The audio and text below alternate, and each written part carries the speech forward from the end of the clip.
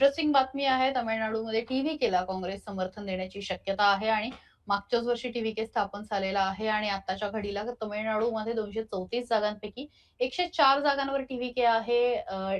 ए-डी-एम-के जे आहे ते 72 जागांवरती आहे आणि स्टॅलिन डी-एम-के जे आहे ते 58 जागांवरती आहे.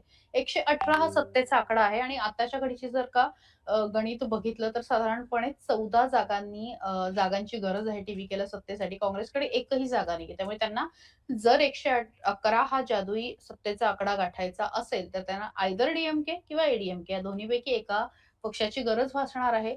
बरं त्याच्यातही डी-एम-के आणि ए-डी-एम-के जर एकत्र आले, तर टी-व्ही-केलाच ते सत्तेच्या बाहेर ठेवू शकतात. हं. त्यामुळे तिथे नेमकं काय होणार हे बघणं महत्त्वाचं असणार आहे. कारण एखाद्याला जेव्हा आपण पार्टनर म्हणून समोर घेतो, तेव्हा कोणीही दुसऱ्याचं चांगलं व्हावं म्हणून काही सत्तेमध्ये म्हणजे जात नाही किंवा दुसऱ्याला मदत करत नाही. मला किती मिळणार आहे याच्यासाठी जातं. त्यामुळे टी-व्ही-केला जर 118 जागा मिळाल्या नाही, एकहाती सत्ता मिळाली नाही, तर त्यांना समर्थनासाठी डी-एम-के किंवा ए-डी-एम-केकडे जावं लागेल आणि जर जायचं असेल, तर राजकारणामध्ये माहीर असलेल्या, राजकारणामध्ये मुरलेल्या आणि ज्यांच्या विरोधामध्ये मतं मागितली, त्या या 2 पक्षांशी त्यांना जुळवून घ्यावं लागेल. काय म्हणतो आपण त्याला थोडीशी तडजोड करावी लागेल आणि या तडजोडीमध्ये ते काहीही मागू शकतात. म्हणजे काही महत्त्वाची पदं मागू शकतात, काही महत्त्वाचे अ, जागा ॲज इन की उपमुख्यमंत्री पदाची जागा असेल, अर्थमंत्री असेल, गृहमंत्री असेल, शिक्षण मंत्री असेल, कृषी मंत्री असेल, जी महसूल खातं असेल, पाटबंधारे खातं असेल, ही जी महत्त्वाची खाती मानली जातात, तर यातलं सुद्धा काही खाती मानू शकतात. त्यामुळे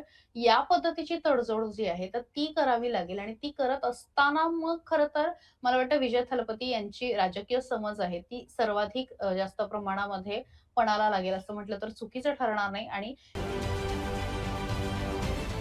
महाराष्ट्रातील सर्व बातम्यांचे विश्वासार्ह व्यासपीठ.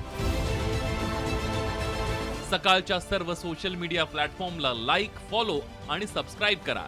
तसंच सर्व नोटिफिकेशनसाठी बेल आयकॉन प्रेस करायला विसरू नका.